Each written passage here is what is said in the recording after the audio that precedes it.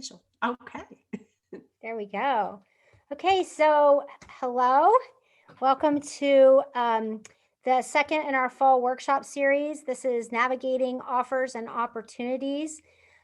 This was a requested workshop by some of the feedback that we got from nonprofits that before, but especially during after we've started COVID and this whole experience, that the inbox is crazy, that there's just so much to navigate, so many offers, so many people are going to change our lives and our businesses and even our looks maybe. And so we have to navigate those things. We have to figure out which ones we're going to delete, what we're going to do with all this, and it can be overwhelming. And so we brought in Andrea Shirey, a friend of Nonprofits Lead, to bring us through this. So she's created this workshop for us. Andrea is the principal at 19design.net, and she has a lot of experience working with nonprofits and with their tech needs and web application and emails. So welcome, Andrea. Thank you so much. This is definitely timely. I think we started talking about this idea back in even maybe April or May. It became pretty relevant pretty quickly. So, and yeah, today I'm going to come from a couple different perspectives, namely somebody who makes offers. So I'm going to give some little bit of an inside baseball for my nonprofit friends, but I also want to talk from the perspective of a former nonprofit director and just a friend to nonprofits who I know that they are being, like you said, sometimes overwhelmed with the inbox, with all of the information that's out there, and might just need a little bit of help to navigate that. Great. So if you're ready, we will dive in. Amy's going to be looking at the chat for me. So if you have questions, let me know. And if those are relevant for us to just stop and dive in, great. And if not, we'll catch up with those at the end. And I'm also certainly open to answering questions from anyone who has a current offer in front of them and you'd like to talk through that. And that goes for after this workshop as well. If you are watching the recording and you have an offer that you want to talk through and just have somebody unbiased outsider help you evaluate what's being offered and whether or not that might be right for you or your nonprofit, please reach out and let me know. I'm happy to help in that way. So I want to just confirm that if you're here, you're in the right place. If you're confused about all the email pitches you're receiving, this is the workshop for you, and you're spending your time wisely this morning. If you've been promised a demo and you suddenly find yourself navigating a sales pitch that you weren't expecting, this is the right place for you. And unfortunately, that is also happening right now. Sometimes you're not sure which product or program you actually need to meet your goals. And we're going to talk about that today as well. Or if you just want to be equipped to accept great offers and pass on the rest guilt-free, then you're definitely in the right place. So today, what you're going to learn today are a couple of big ideas here. The first is going to be how to use a set of decision-making questions when you're evaluating new opportunities. And we're going to call them opportunities. Pitches sometimes seems a little harsh, and again, that's from that perspective of somebody who does sell from time to time. We'll call them opportunities for today's purpose, and then we want to learn how to evaluate that opportunity in light of your current goals. And that is a big point that we're going to go over today. Is something can be right and also not be right for you. It can be a great offer and not great for your nonprofit based on what your actual goals are. Also want to teach you how to create a really simple system to archive the passes. So the things that you're just not quite ready for or aren't right for you. And I want you to be able to do that guilt-free. And I say that because I know some of you have reached out to me after I've offered something and just felt really sorry that you didn't buy it. And I just want you to know from the perspective of a business owner that that's completely okay. And I'm going to tell you that one little piece of information you can give to the seller that's going to help you get a better offer the next time, and also kind of help you eliminate that guilt. So definitely get to that. And then I want you to get a good return on investment on the things that you do buy. And that is really key. When you do say yes, we want to make sure you're taking some really specific steps to get a return on that investment and really make that worth your time. So those are the things that I hope you're going to learn today. Those are our goals. So again, a little bit about me. Amy introduced me very well. I'm the owner of One Nine Design. Essentially, I help nonprofits use the right digital marketing tools to grow their reach and make a bigger impact without breaking the budget. That is a big key component of my business. I am a former nonprofit executive director. I've also been a fundraiser, both grassroots nonprofits as well as higher ed. I've been a grant writer. I've been a major gifts officer, and I make offers. And so it kind of makes me qualified to present this workshop today. Those are the perspectives that I'm going to come from. So, okay, so let's get right in here to the first thing we want to do is we want to be able to understand the offer. And this seems very simple, but I wanted to start here today because there are definitely times when we have an offer in front of us and we're not sure exactly what the offer is. This is not your fault. This is the fault of the seller. Let me be clear. It is it's the onus of the seller, the business owner, the company, whoever that offer is coming from. It is their job to explain to you what they are offering and what they want you to do. And so there could be a couple of different things being offered here. And sometimes these things come together, sometimes they're separately, and they may not be worded exactly like this, but it's important for you to understand from the very beginning what you're actually being offered, because you don't have a decision to make until you have a complete understanding of that. So for example, and I took this for granted. I'll just tell you, back in, I think it was 2018, I think it was about my second year of business, I created a course and I assumed that everyone knew what that meant. And that course did not do well. And I was so confused because the information was there. It was competitively priced. I knew it was something based on my research that people could afford. I knew it was something they needed. And what I learned through that process was that my audience did not understand the offer. They did not understand what they were purchasing, what was expected of them, how it would work. And part of that is geographically. We are located in an area that's not extremely advanced. We don't always have the things first. I'm learning from people sometimes that are on the West Coast, sometimes people that have been in business a lot longer than me. Maybe they have clients that are a lot larger and have been exposed to more training opportunities. And so when I said, hey guys, this is a course, they didn't really understand what that meant. And even some people still think, well, isn't that like a college class? Is that what you go to a campus to do? And that's not always the case. And so we've got to understand what we're being offered. And as sellers, we have to make sure that we're communicating clearly what it is we expect the buyer to do. So these are a couple of examples. So in this case, a course, it typically is going to involve separate modules of training. So it's going to be maybe a series of videos. Typically, a course is going to have an accompanying maybe workbook with it. It might have some homework assignments.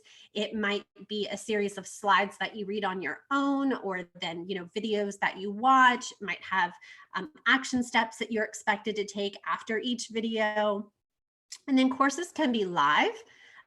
They can be dropped all at once. So you can buy a course and you get access to everything immediately, and you could go at your own pace. Sometimes people sell a course that they're going to drop those modules, 1 week after another. They want to kind of give you time to get to that point. That can be hard on a seller, because then if you have people coming in at different time periods, it's hard to get everybody together. There's definitely some range here, but in general, a course is going to be some video, some audio, a lot of different components, and it's going to be more than one kind of session, if you will. Another kind of offer might be an ebook or a guide. Typically, this is a digital product right now. There are some people who are still kind of mailing out paper copies. I've actually thought about that. I feel like some of us are getting this online fatigue, and I've wondered if perhaps a print item might do better right now. But typically an ebook or a guide is a digital product. It's going to be somewhere, hopefully, 10 to 50 pages, something that you can read and implement on your own time. It's not going to be any instruction. It might have a link to videos or other resources within the guide, but typically the guide is just the file. Then you have today, like what we're doing now is a workshop. Obviously, those can be live, those can be recorded. I recommend you show up live for workshops, because just like today, you have the opportunity to talk to the presenter. Typically, presenters are people who charge hourly for consulting rates. They don't really take a lot of free questions. And so if you purchase a workshop, I recommend that you show up live, and we'll get into that a little bit later. But they can also, obviously be recorded as well. And then you might get an offer for coaching, for one-on-one services or group sessions. And again, those can be a combination of in-person or recorded sessions that come with other supporting materials. So the first step really is to understand, what are you being offered? And if the buyer has not done a great job at that, that might be one of your first red flags about that offer is, was it clear to understand what they wanted you to do and what you could expect? Amy, is that resonating or making sense, you think, with yeah, with what you not see? only as the receiver of the email, the buyer, but as somebody who does workshops and things like that, I see where I have made assumptions in the past when I've put out some marketing. So I could probably Yeah. do better myself. Yeah, that's the thing. This was really helpful for me to create as well, because I can look back and go like, oh, I missed the boat on that one. Or we do tend to make assumptions, because especially those of us in business that often work with nonprofits, we start to make assumptions, and we forget that we might have people that are brand new to us. They might be brand new to learning in one of these ways. Yeah, it's really on us as the sellers to do a great job at presenting that offer very clearly. So again, I mentioned a couple of these, but just a few sample offers that might resonate. It might be something that you've actually heard here recently. So something that became very popular and kind of controversial very quickly after was right when the coronavirus pandemic began, really back in March. We had a lot of companies kind of jump on this model, and basically what they were doing was, and they weren't doing anything, I don't want to say they're doing anything wrong. It's just, different people have different business models, but you would get something like, hey, free workshop, right? And this was all over Facebook, free workshop. Don't lose your volunteers during the pandemic. Learn how to train your volunteers online. Take your event online. This was huge. This was everywhere. Learn how to take your event online.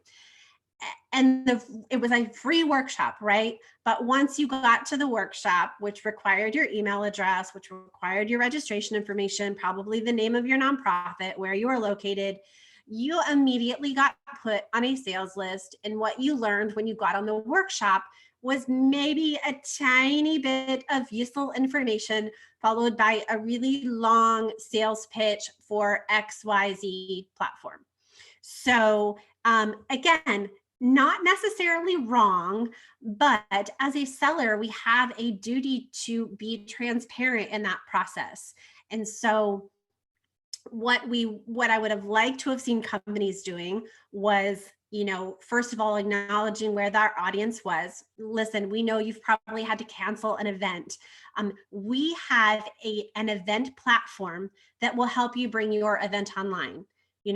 Join us for a workshop to learn, the key components of taking an event online, how to get people to register. And we're also going to share with you about our product and see if it's a fit for you.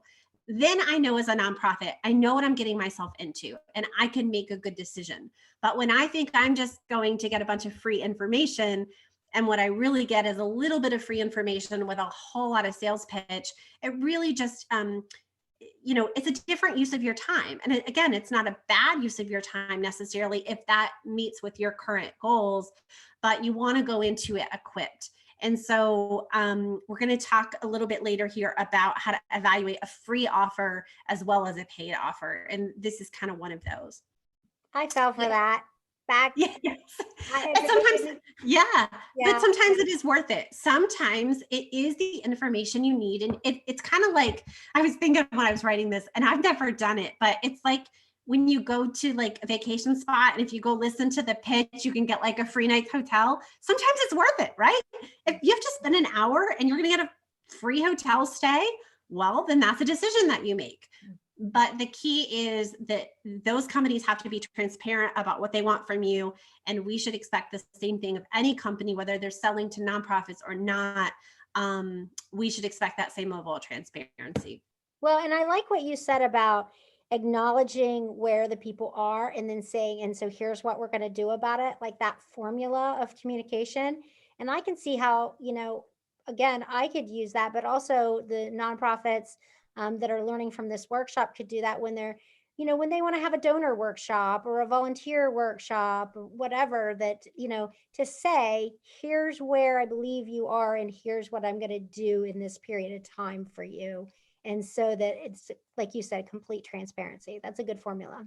Yeah, absolutely. And that serves two purposes, because one, I'm being transparent as if I'm putting on my seller hat, I'm being transparent as a seller and I'm telling you exactly what I'm going to ask you to do and why I think it's right for you. But then as the buyer, I can really quickly identify, is this right for me? Because if I don't agree with that statement, just like back here in my other slides, when I said, you're in the right place, if that's basically what I just did with this workshop, right? Even though they've already signed up for it, I've just confirmed, hey, this is for you. And if these things don't make sense to you, then you might not be in the right place. And so it's our job to kind of just give people that confirmation. And the last example, so then the second example was, it's a little more straightforward, right?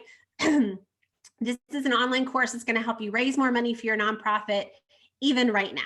And this is a little bit of language. I didn't sell a course around this, but I have a free resource around this. And so that's a pretty clear offer. That's one that says, okay, if you get this course, this is what you're going to learn. And even if you're in the middle of this situation, because a lot of times as a potential buyer will say, I really do want to learn that, but that's probably not going to work right now because, COVID or, whatever that circumstance is.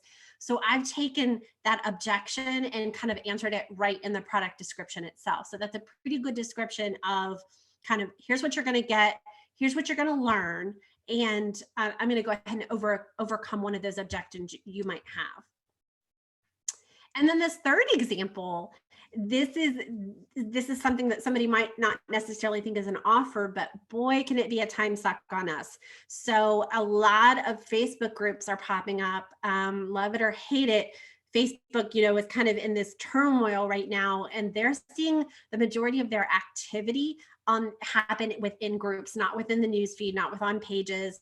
And so there have been a lot of new Facebook groups pop up, typically run by companies, which is a really smart strategy. So I will use the example of the company Network for Good, which I love, is a great company. They put out a lot of great content. They created a Facebook group for nonprofits. So their paid staff, they moderate the group. They kind of let the group go on its own, but it's run by Network for Good. So guess who gets to put all of their content, all of their products, their moderators are answering questions, and anytime somebody wants anything that they offer, you're going to see that kind of look like an organic comment, but it's actually from the company. Now, they're transparent in that, right? If you go to the top of the group, you can see who runs the group, you can see the moderators. So they're not doing anything wrong, but they're basically disguising those offers inside of a Facebook group. And so it's just something to be aware that's happening. It's a new technique. I've gotten, I don't know, 15 or 20 different people say, "Oh, do you have a Facebook group?" Da, da, da, da. And it's tempting, right? Because I'm not getting any reach on Facebook from my page itself. I have a really good email list. But if I really wanted to expand my outreach as a seller, I could create this opportunity to have dialogue and really not have to worry about any algorithms. So Facebook groups sometimes in themselves are offers, just to kind of put that out there. So if we understand the offer, we kind of know what it might look like. I want to talk through the actual kind of decision-making criteria that you can use. Now, again, your criteria might be different than mine. These are suggestions. These are not, this is what I don't think you should necessarily have to go through this entire list every time you get an offer. But if you find yourself stuck, and if you find yourself either, I see a couple different things happen. One, we just never open anything. We just, people just delete the emails. It's too much. Or they open everything and they agonize about it. And I don't know do I need this? Do I not need it? And then sometimes that leads to making a bad decision because you're deciding out of guilt, or you're just deciding out of overwhelm. And then it could be somewhere in the middle where you kind of trust certain people in your inbox. And I typically say inbox because, again, a little bit of inside baseball. As sellers, we're trained to sell to your email list. You can have big companies that are selling on social media because they have the money to put behind those offers and ads and things like that. So they're going to be probably doing both. But the smaller the company, the less likely it is that you can get that kind of reach on social media without paying for it. So we're kind of trained to sell to your email list. And so I'm giving away my own secrets here, but the whole strategy behind owning a business pretty much is get people on your email list, give them really good content, give them really helpful information, and occasionally sell them something. I take that responsibility really, really seriously. I still don't do exactly what I'm coached to do in terms of making offers, offering, 7 times. I just don't do it. I'm not comfortable with it. It doesn't resonate with who I am and who I want people to think of me as being. And so I kind of try to walk this fine line between giving you a really, really ton of useful, helpful content for free and advice for free. I do that through a blog. I do that through my email list. I do that one-on-one and on social media. And then occasionally, yes, I'm going to offer you a paid product. And so that is kind of the secret sauce, I guess, from my perspective as a seller. So when you get the offer, I think nonprofits should go through some or all of these questions to help you kind of evaluate if it's right for you. Now, I've created kind of like a little cheat sheet, and Amy's going to send that out to anybody who registered. So it has these questions on there. You don't have to write them all down. And you can kind of, that's like I think it's a 2-page handout. So you could print that out and just stick it up in your office so that you can kind of look at it from time to time. Let me take a quick drink here and then we'll go through these questions. While you drink, I will remind anyone that even though you're going to have these questions available and you can practice on your own, that Andrea did make the offer that if you want to take an offer that you have via email and run it through this process with her as a coach, that she is kind and generous enough to say that she would be willing to do that. So thank you. Yeah, absolutely. Sometimes it helps to have a real example. I'm going to use one example here in a moment from one of my own products, but if you have an offer sitting in your inbox, forward it to me and let's talk about it and let's go through these questions together. So, the first thing, and these aren't necessarily in order. I started to put them in order and then I realized it's really different for everybody because you can have the answers to these, but they can be weighted differently. So I started kind of with the matrix idea, but that seemed a little complicated and I wanted it to be really simple. So I think in addition to asking these questions, and this is perhaps an exercise to go through with your board chair as well, you have to decide which ones weigh more. For example, if it's all about cost, then that's going to trump anything else on the list. But if it's not necessarily just about the finance piece, then it's about your return on investment or your current goals right now, then those pieces might be weighted more as well. So these are not necessarily in order, and they have to kind of be relevant to your organization. So and we'll just kind of to breeze through these and I'll expand on a few of them. The first one being, do I understand the full costs and are those costs budgeted? And for some people, this really is the first criteria. Do I have the money to buy it? And I say full cost here because especially with some of the larger investments, and let's just say a website, for example, because this is something that I take clients through in the beginning. So somebody might ask me for a proposal, how much do you charge for a website? And there are a couple different components to that. And I have to be really transparent about the full cost, which some people are better at this than others. And so for a website example, you have the design costs, right? What you're going to pay me to actually do the work to design the website. For me, that's a one-time cost. For some other companies, that may not be the case. Then you also have the annual cost to keep your website online, or your hosting cost. That is an annual cost. That doesn't come to me. In my case, I use Squarespace to build websites, so that goes directly to Squarespace. But that is an ongoing cost that's going to be needs to be a part of your budget every year.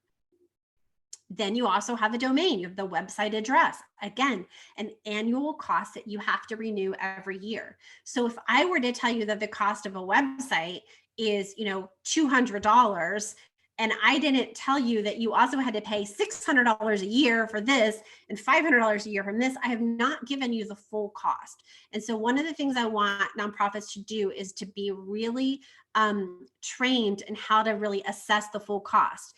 And it can be a red flag if somebody is not giving you the full cost up front. Most people aren't going to lead with that, right? They want you to demo their product. They want you to kind of have the conversation, which is fine. But just to make sure that you understand the total cost. Are they one-time cost? Are they ongoing cost? And then you can kind of go back to your budget and you'll know, is that something that we have room for in our budget? Could we move things around, those kind of things? Or even if it's not a budgeted expense, but it's a very, very high priority, is there another way to get that cost covered? So that is kind of a little expose, I guess, on the cost itself. And then you kind of have the costs we forget about, which is what kind of time investment is required to implement the solution, right? Because we can buy something for that monetary cost, but we also have to do whatever that product is going to help us do, right? If it's a software system, if it's a volunteer management system, well, we have to spend time, installing the system, learning how to use it, training someone to use it. And so there has to be some calculation of what kind of time investment is this going to take me. If we're buying a guide, an ebook, that might be an hour. That might just be an hour on a Sunday afternoon that you read the book and decide what you can implement. Versus if we are actually investing in a workshop series, for example, if I'm going to pay the full amount for the series, do I have the time required to show up to the workshops and then to implement what I'm going to learn? And that's an important question to ask right up front. Once you have those costs, will you be able to recoup it through fundraising results or expense savings? This is a big one because this again puts the responsibility back on the seller to show you and to demonstrate for you that yes, this is a financial investment, this is a time investment, but there is a return on that investment far greater than what you're going to put in on your side. This is what capacity building is all about, right, Amy? This is about investing up front and being able to do capacity building and then see the fruits of that in your organization and in the results it generates.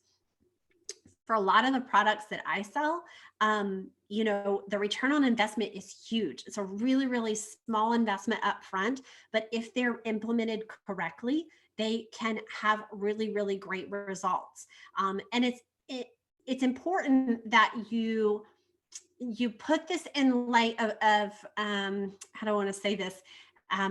People are going to promise you results, right? Be really careful if somebody promises or guarantees you results, because here's the thing. I do a lot of coaching. I sell products and I do this work, and I can't promise you anything because you have to do the work. I can build you a website and give you all of the tools that you need to raise money online. But if you don't promote your website and you don't share your website and do the work, no one's going to give online, right? I cannot promise you that your results are going to follow. But I can tell you that if you implement everything correctly, you have the potential to raise 10 times more than what you're raising now. So be wary of somebody who's promising you results without knowing what you're going to do on the other side.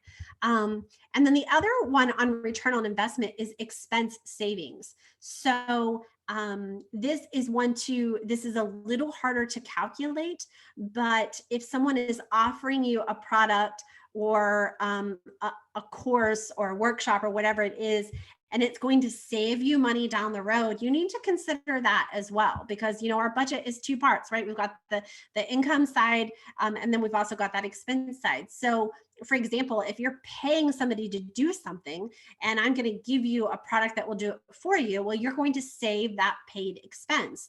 And so that is definitely something to think through as well. The next question I would ask is, can I immediately put the product into use and get results? And so this one, again, it's probably not one of those make or break questions, but it is important that you evaluate, like, how soon can I use this, right? Because again, if we're talking about, let's say, a volunteer management software, I'm not going to be able to use that like next week. I'm going to have to go through the process with a company, right? I'm going to have to sign some contracts. My board's going to have to review things. Even once I get a link, let's say it's an online software, which most of them are right now, I'm going to have to be trained on how to use it. Then I'm going to have to get all of my data into the system, right? Then I'm going to have to train probably a volunteer to use the volunteer system. And then I can actively start recruiting volunteers. And we might be looking at a 6 to 9 month process. That can be okay. That doesn't mean we don't buy it, but it does mean we need to understand the realistic expectations. And so if somebody is telling you that you can buy this product today and start recruiting volunteers tomorrow, that's probably not accurate. So really think through that with each offer is, can I put this into use? I'll just take this workshop for right now. If you're watching this right now, you can go into your inbox, evaluate your offers, clear out your inbox, and in probably less than an hour, you've used what you've learned today. That to me is hands-on, actual results from workshops. Typically what you get from Nonprofits Lead, by the way. You get things that you can actually use right now, but they're also going to continue to serve you because this doesn't change. You're going to get offers for as long as you're in this business. And so the stuff that you learn now is going to continue to serve you. Next question is a big one. Do I have a plan to implement this product or training in the next 60 days? Now, 60 is, I kind of debated what to put there. You might replace that with 90. I wouldn't go too far past 3 months because, and tell me if this resonates. you went to a conference, okay? And most of the time we pay for the conferences, right? Sometimes we don't, but a lot of times you're paying for the conference, and we go to all of these sessions and we get all of this great information, and we are so fired up about what we're learning. We're asking great questions, and then we get back to the office and you open your drawer and you put all of your conference materials in a nice labeled folder, and you go about running your nonprofit. And you didn't have a plan to implement what you learned. And so you paid for the conference, not only with money from your budget, but with your time, perhaps travel expenses, and at the cost of whatever you would have been doing, back in your office. And yet you didn't have a plan to implement the things that you learned. And so one of the things that I used to do when I ran a nonprofit, if we ever sent anyone to a conference, before they went to the conference, we looked at our calendars together and we blocked off days to talk about what we learned at the conference, what we were going to implement. We went ahead and added it to board meeting agendas to talk. I expected my staff members to present to the board what they learned at the conference and what their big key takeaways were, and then what we were going to implement from there. Because that means we're getting a return on the investment.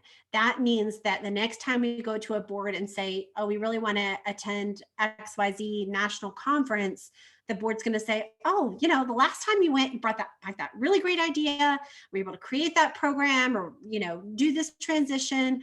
And it really had a big impact for us. And so having the plan is really important. So when you're evaluating the offer, ask yourself, if I buy this course, if I buy this guide, do I have a plan and the time to implement it in the next 2 months? And if not, it might not be the right time. It might be a great offer, but if the next 2 months are just going to be crazy, you might want to archive that offer, and we'll talk about that in a second, and then maybe come back to it.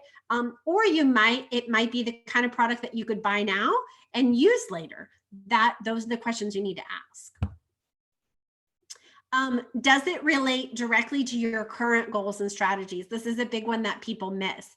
Something can be a really awesome offer and have wonderful information, but if it's not really related to what you're working on, again, it just might not be the right time.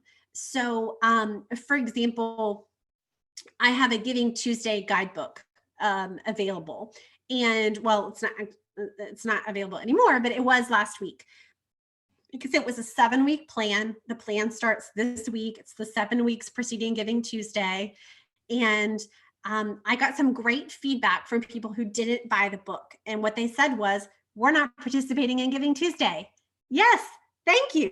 That is exactly what I needed to know. It wasn't a bad offer. It was a competitive price. It's a book that can be implemented. It has worksheets, it has templates, it has all of the tools in it. But it wasn't for everybody, because lots of people don't participate in Giving Tuesday. I think they should, but they don't. And so those people evaluated the offer and said, you know what? Good product, great product, it's probably fine, but it's not for us. So you have to be able to do that with your offers. Does it apply to you? If somebody is selling you, and just keep going back to this volunteer database, because I have a client that's going through this process right now. If somebody keeps trying to sell you a volunteer database, and volunteers are a really small part of what you do, you don't need their product. You need to politely decline and get off the list, because then you have enough decisions to make. You don't need to keep making that same decision over and over again. So you've got to evaluate this offer in light of what your current goals and strategies are. And if you don't have that defined, you need to talk to Amy. You need to get back to Nonprofits Lead and make sure you've got some really clear goals and strategies to move you through the end of this year. We'll just kind of wrap up here, because I've probably gone a little bit long on this slide. Is it a limited time offer? Can you defer it to a later date? That's a really important question. And if they don't tell you, ask. Excuse me. Ask them, is this going to expire? And the more feedback you can give a seller, they will love you for it. I am dying for feedback for my offers. Tell me what didn't resonate, why you didn't buy. That's really, really valuable feedback. So just ask, this doesn't fit us right now, but it might in the future. Is this something that's going to be available next year? or, it might make sense, like if it was directly related to the coronavirus, let's just hope and pray that that's not relevant next year. So it might not be, but that's good information to have. And then the last piece here is, do I have any other options that are equally effective at a lower cost? And this one can be kind of tricky because research has a time that component as well. It's going to cost you time to kind of look, but it could be that you just haven't heard of it, right? So if you're thinking, gosh, this sounds really interesting, I might need this, do a quick Google search of the product name and see if anybody else is offering that at a lower cost.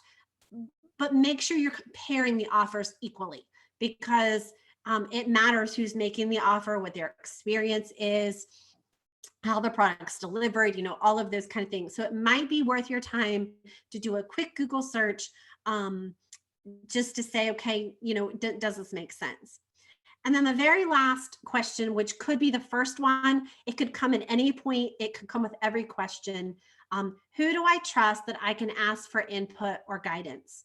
Because these can be overwhelming.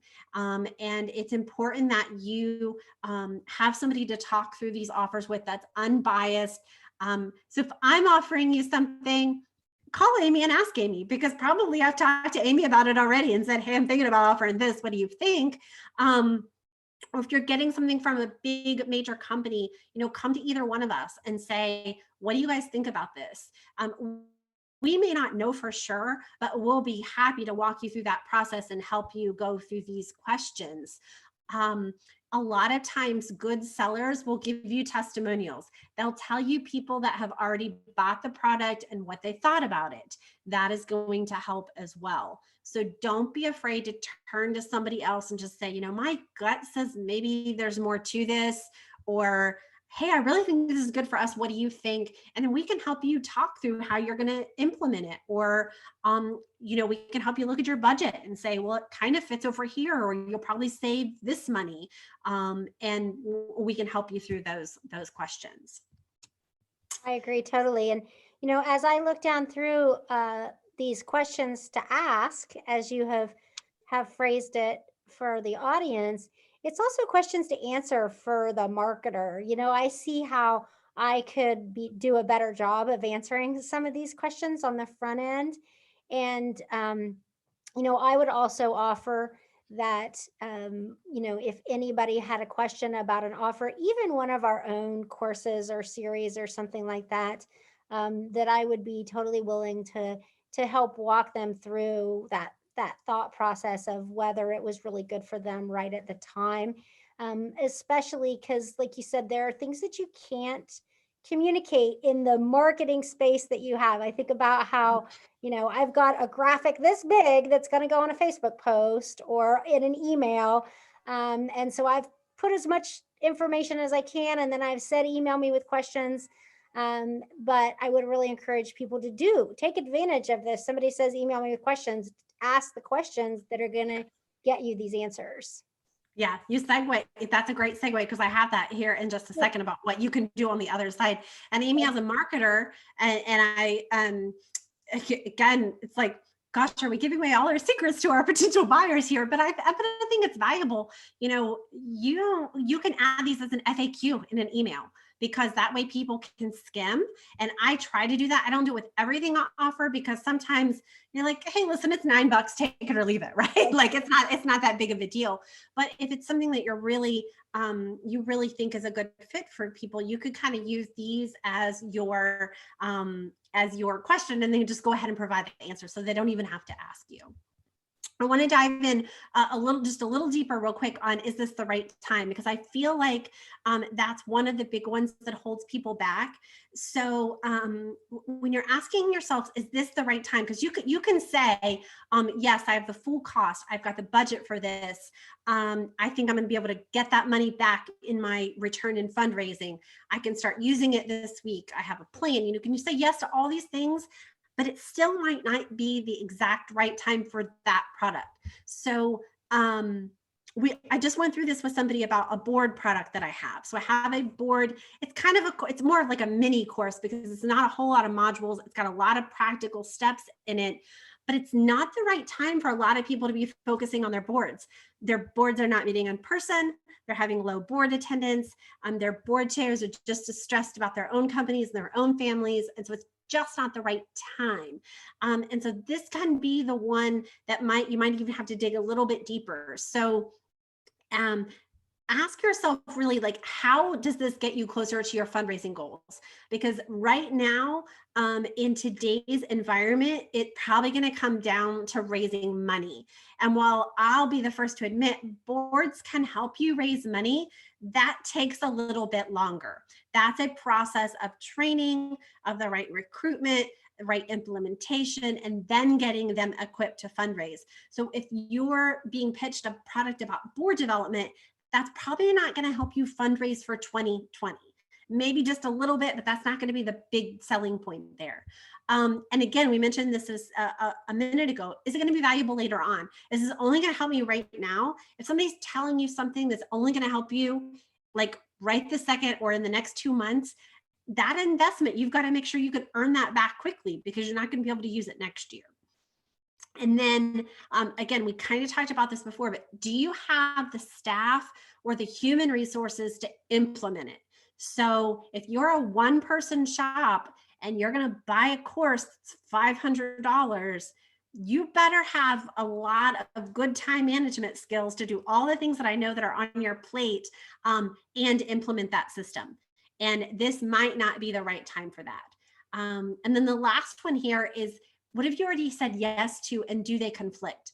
Because what can happen, and I'll take this from a business owner perspective, there are so many approaches out there to running a business, and I can go over here and this person tells me to do all of these things, and then I go over here and this person says, no, that doesn't work. I want you to do these things. This is what really works. This is what really made me, earn 6 figures, or this kind of thing. And you've got to pick a lane. You've got to pick a voice that says, this is my strategy.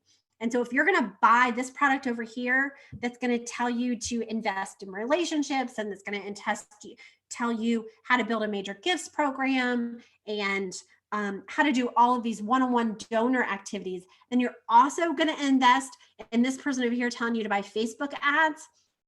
You're going to have to evaluate the strategies, because those are 2 different strategies that might have, both of them might get you results, but they're probably going to be hard to implement together. And so you've got to have a good handle on what you've already said yes to, what have you already invested in, because we do have people out there who just want to do training, but they don't ever really put those things into practice. So on the digital handout that we're giving you on page 2, I just gave you a little bit of space there to jot down, what have you already invested in 2020? Go back to your calendar. Do you remember January? I've had a hard time remembering January. But what did you do in the first quarter? What did you say yes to? What did you buy? What trainings did you go to? And how have you implemented those? If you haven't implemented all that stuff, it might be time to kind of put the brakes on what you're saying yes to and spend some implementation time before you invest in the next thing. So that's really all about timing. So just a real quick example here. That's also an argument for shopping small, so to speak. Like, of course, I think Yes. nonprofits lead would be an answer, but a small business like yours, I think of Andrea Shirey, I think of some of Ethos Leadership Group, some of the people that we know well locally that we can have access to before, during, and after a training or a product buy. So that we can go back to them and kind of make sure that we get the most value out of it. Because I know that once you form that relationship with somebody, then they care, the group that we're talking about, they care whether people get the value, because they want that repeat value and that growth in those customers. Oh, absolutely. I think as sellers, the best thing in the world is to see somebody who buy something from you and then you see them use it. And I'll get an email from somebody that says, oh my gosh, we raised, $5,000 from this idea. And I'm like, yes, because that's what drives us as business owners, as people who serve this audience. We're not in this sort of churning mode where we just sell and then go on to the next thing and sell, and we don't really care what you do with it. There are businesses out there like that. That's not what you're going to get from a lot of the trusted vendors that you work with, either through the local United Way, through Nonprofits Lead, like she said, Ethos, West Virginia Social Media, Rose Resources. I mean, just there are a lot of people locally here in the West Virginia, Ohio region that are doing this the right way. That doesn't mean somebody else isn't, but it really matters. I want to give you a quick sort of A/B example, because sometimes even when we ask ourselves all of those questions, we might want to just go one step further. And so this is just a quick sort of option A, option B, because typically these are your options, right? Number one, or A, you can do everything yourself. You don't ever have to buy a product, a training, everything. And I'll be the first to admit, anything that I teach you, you can probably find on Google somewhere. Now there's caveat to that, but option A for any kind of product is, and let's just say, well, let's just talk about the Nonprofits Lead Workshop series, right? This series is covering technology, it's covering social media, it's covering the video, marketing. I mean, there's a little bit of everything in this fall series. And so option A would be that you can just Google all of this information. You can take those worksheet topics or workshop topics, Google them and see what you can find. You can go in those Facebook groups and just ask people, hey, what are you guys doing? You can kind of pull up lots of other nonprofits that serve a similar audience and see what they're posting about. What are they doing? And then you can spend a lot of time probably worrying about the end result. Are we doing this right? Should I try something else? You might try something for a week and then try something different. Or you might send one email and nobody goes to the website link and you say, okay, that doesn't really work, right? And then you kind of wonder, maybe I should have asked for help at the end of the day. And you raise about what you raised last year in fundraising. Or you could invest in a resource like this workshop series. You could spend whatever dollar amount it was. I'm not sure what the whole series cost, but this is just an example here on the screen. But spend, let's say it's $50. Spend $50 on the training. Then you spend 2 hours kind of implementing what you learned, going back through some action steps, looking at your calendar, figuring out what days you're going to work on those things. And then you also learned how to measure those results. And at the end of the day, you end up raising 5 times what you would have raised with option A. Now, time-wise, you probably spent more time on option A doing all the Googling and all the asking and all the fretting and the worrying. You saved the monetary money, but what you saved or what you spent in option B, you could have raised 10 times that. And you can spend $50 on a training and learn how to go ask one donor for $1,000. I will do that every day of the week. So this is what I mean about understanding the return on the investment. Sometimes we just look at the dollar amount. We're like, we don't really have the money for that, but we don't walk ourselves through the process of what happens on the back end of that training. And yes, that requires that you make a plan, that you implement it, but isn't that the point of doing the training in the first place? So that's sort of a quick scenario there. Real quick, paid versus free offers. Free is attractive, right? Free can book up our calendars. And here's the model. I'm going to give you all the secrets. Okay. This is what we're trained to do. At least myself and the kind of business that I'm in. We are trained to give you valuable content for free and then pitch you something paid. That's what it boils down to. We make it sound a lot better than that. Some people are transparent about this. Some people are not. I did a free workshop on Tuesday from somebody who has a kind of a similar business as me. She's way more focused on email than I am. But I love what she did at the beginning of the webinar. She introduced herself. She kind of told me what we were going to learn. And then she said this. She said, at the end of this workshop, I'm going to give you an opportunity to buy my course. And if you want to hop off the call, no harm done. You've signed up for the workshop. I've added you to my email list because I think I have really valuable content to give you. But I'm telling you right now, at the very beginning, I'm going to offer you something at the end of this workshop that I think you can use. And I'm going to tell you exactly why I think it's valuable. But you signed up for XYZ, and I'm going to deliver on that promise. And I was sold. I didn't really want her product. I didn't think I needed it, but I kind of contemplated it because she was so honest and transparent right at the beginning. And I knew, like, when I see those things, I can spot them a mile away now because I've been through all those trainings on how to do it. I did this earlier in the summer. I did a workshop all about how to identify your ideal board member.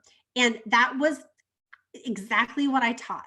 I taught you exactly how to identify your ideal board member. And at the end of that workshop, I told you about a full course that once you identified your ideal board member, then you could learn how to recruit that ideal board member. And you could also start really investing in your current board members. Now looking back, I hope I was really transparent. I think I probably could have done a better job up front about that. But I am very confident in what I delivered in that free workshop. And that matters a lot. So I want you to know that you're going to get free opportunities because that is a model that business owners are taught. It is a way for you to kind of see, is this somebody I want to learn from? Do I trust them? Are they credible? And so it is sometimes worth it to do the free stuff, because even if you don't want the product they're selling right then, you're going to understand more about their perspective and their knowledge and their experience. And later on, when they offer you something else, you might be more inclined to accept that offer because you're like, oh, I remember she did a training and she really knows what she's talking about and XYZ. So free can be worth your time. You can get a lot of good information for free these days. And so maybe look at your calendar and say, you know what? Once a month, I'm going to do something free. Once a month, I'm going to say yes. And then kind of read between the lines when you get those offers. And don't ever feel guilty if you sign up for something and it starts and it's a hard pitch. Get out. Don't feel guilty about that. Your time is valuable. Your time is just as valuable as their time. And if they have not done a good job at earning your trust, then they don't deserve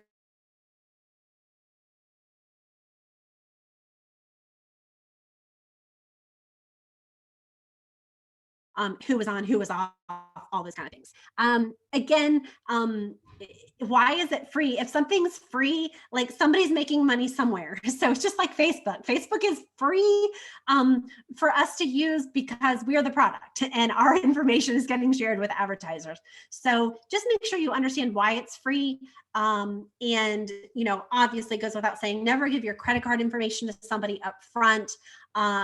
Those kind of things. Just use a lot of common sense if something is being presented as free. And then the last thing on free is if there's a better use of your time that's going to drive bigger results, that's an evaluation, that's a decision to make as well. Because that 1 hour that you spent doing a workshop, if you could have been sitting face to face with a donor, talking about your organization or with a corporate partner or working on a grant, you've really got to evaluate your time. And right now our time is so valuable. So don't spend all day long doing free workshops that you may not implement, that you don't have a plan. So just to kind of wrap up here, once you make the purchase, right? I want you to do a couple of things to make sure that you are getting a return on your investment. So again, we already talked about this, but make a plan to implement what you learn. Action items and due dates. I think those two things are non-negotiable these days. We say we're going to do it, but man, the days fly by.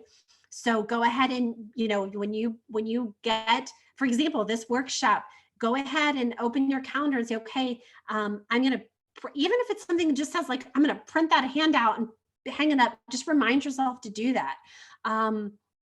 Give yourself real time to implement and to practice what you're learning. I like to use a time tracker. And when I say time tracker, like it can be your iPhone, it can be something really simple that if, how do I'm trying to make sure that's clear. So let's say I buy a course and let's use that board course for an example again. So I purchased this course about board development. Every time I go back to that course, I'm going to kind of keep track of the time that I've spent on it and the time I've spent implementing it. And that can sometimes kind of sound like a foreign concept to people, but it's really going to help you measure the impact, because if you spent 15 hours on it, but then you got 4 really qualified board members who go on to raise thousands of dollars for your organization, man, was that a valuable 15 hours, right? Versus if I spend 10 hours watching all of these YouTube videos on how to do something, and then I create a graphic and I don't get anything from that, that was not a good use of my time. So start tracking your time on how you spend your time. You will be amazed. I hear all the time, I don't have time to do X. I don't have time to do this. You have time if you start tracking what you're doing with your time. And I think all of us can learn from that. Even in our personal lives. Somebody asked me the other day, I read a lot, like I read excess of maybe 60 books a year. And somebody was like, oh my God, I don't know how you have so much time to read. Well, I don't scroll social media. And I don't say that from like a privileged place or whatever. I just decided that I don't like spending my time that way.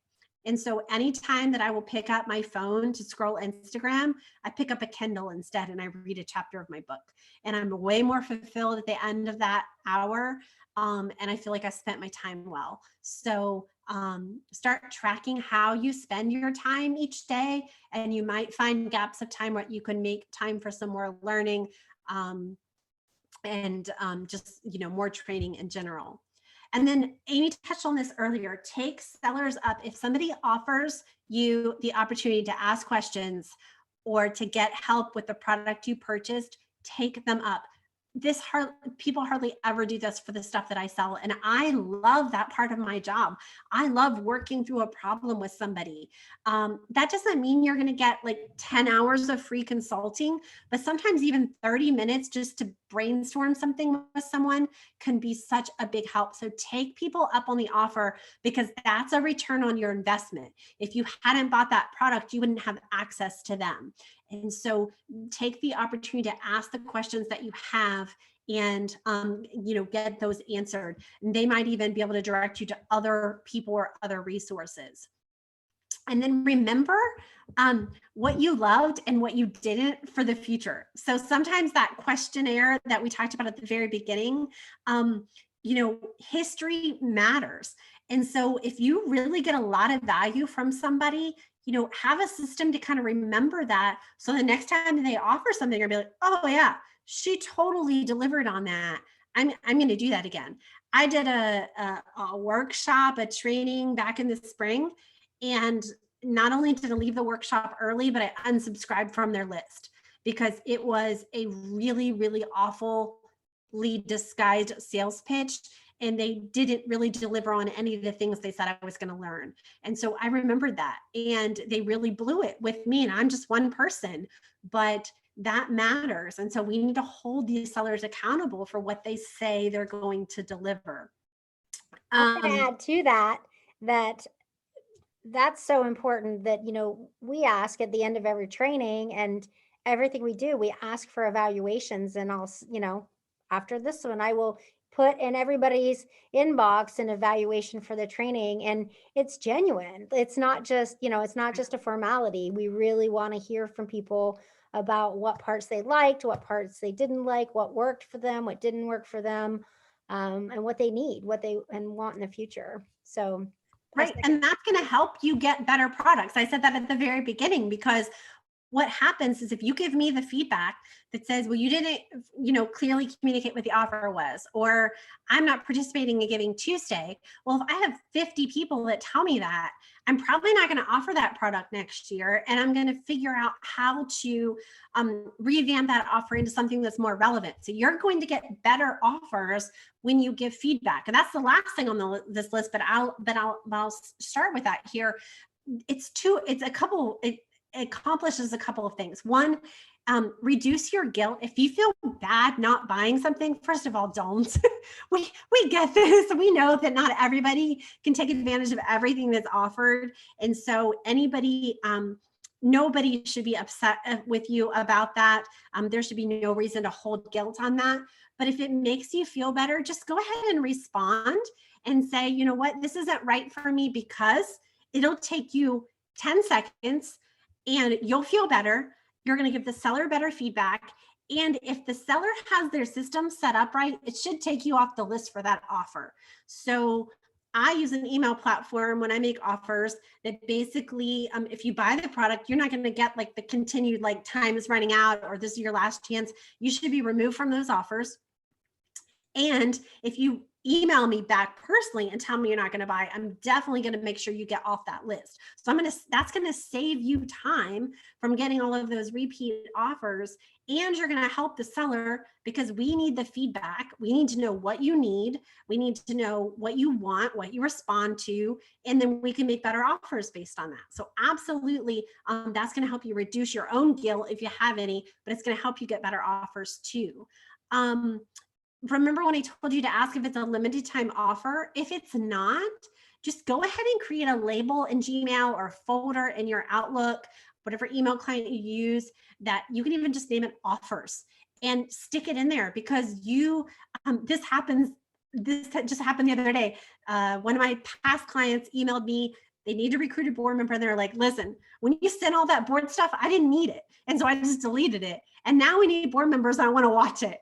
Well, then I was able to resend the link to them, but they could have created a folder with offers and just kind of put them all in there.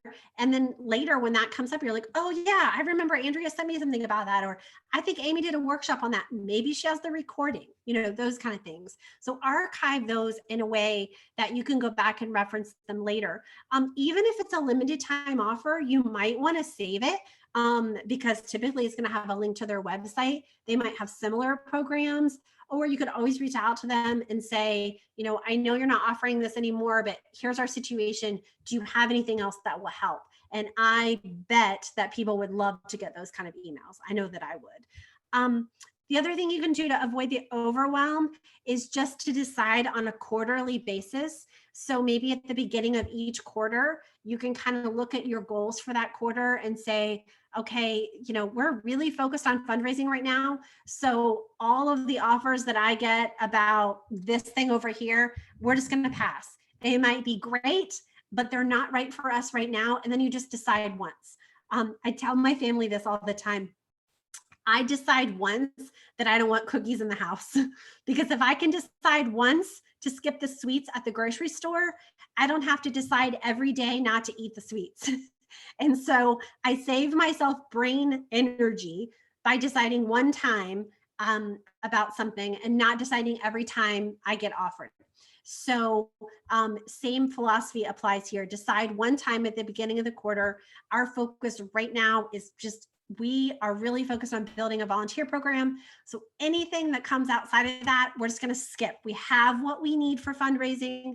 We have what we need for technology or whatever that, those other categories are. But, anything that comes volunteer related, we're going to take a second look at. Or maybe this quarter is all about social media and we're going to just look at those offers. So you can decide, go ahead today and on the first day of every quarter, decide kind of what your focus is for the quarter. That's a good practice anyway, especially if you have a lot of irons in the fire. And then my last thing about the overwhelm is that you can use filters in your email to review weekly instead of daily. Sometimes it can backfire because you can forget to go and check that folder. But I'm trying to think of an example, and I don't want to throw anybody under the bus. if you're subscribed to some of these like big listservs, and they send a lot of emails, and sometimes you love them and sometimes you don't. I have companies like that. I just got one pop up on my screen from Nonprofit Board Governance. And so I try to keep up on all things board related because I do coach clients in that area, but they send a lot of emails. So I can just filter it to send all of those to a folder. And then once a week, I can kind of on Fridays when I go through my to-do list from the week, I can go back and review that folder and delete the stuff I don't need. So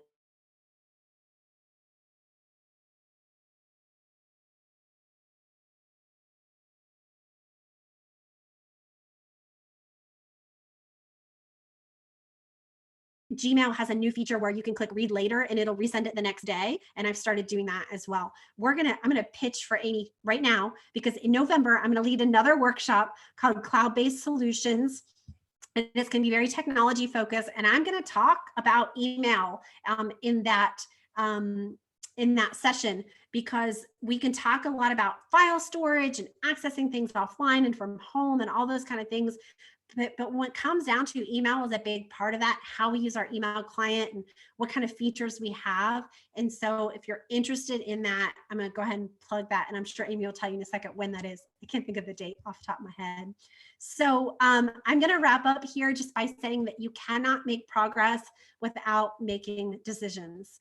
And so if you're the kind of person that just always puts the decisions off and you just get overwhelmed and you don't want to think about it, that's going to preclude you from making progress. So when you have a clear set of criteria to make those decisions and you have a process that you know, okay, when I get an offer, this is what we do, this is how we evaluate it. That's not only going to help you to make the decision, but then you can make progress, because progress can be, no, we don't need that product. What we need is X, and we're going to do that. Or the decision can be, yes, I think that training, I think that workshop, I think that guide is going to help us accomplish this specific goal we have for November. And so we're going to buy that and we're going to make a plan to implement it. So no matter which way you choose, you're going to make progress because you've made the decision and you're going to feel good about how you made it. Our gut is always going to be in play. Our gut is always going to be that thing that says something doesn't feel right about this, or gosh, I don't know if I really need this, but man, I like her, or she's, they have always come through. And so it's not always going to be black and white. I don't want to lead you to believe that it is.